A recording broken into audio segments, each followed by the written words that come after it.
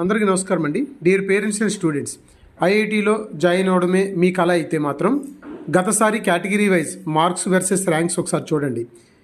Common rank ఎవరైతే మన general category వాళ్ళు ఉన్నారో వాళ్ళకి ఫస్ట్ ర్యాంక్ గతసారి వచ్చిన వాళ్ళకి మ్యాథ్స్, ఫిజిక్స్, కెమిస్ట్రీ కలిపి 355 మార్క్స్ వస్తే ఫస్ట్ ర్యాంక్ వచ్చింది.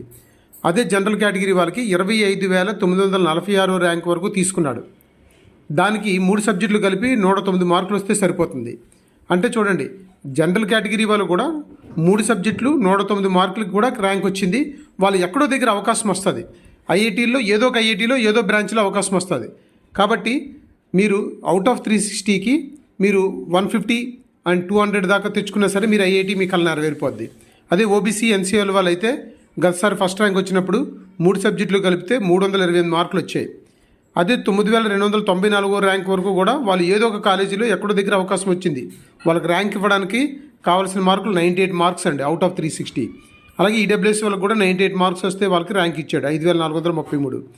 ఎస్సీ వారికి అయితే ఫస్ట్ ర్యాంక్కి 303 మార్కులకి ఫస్ట్ ర్యాంక్ ఇచ్చాడు.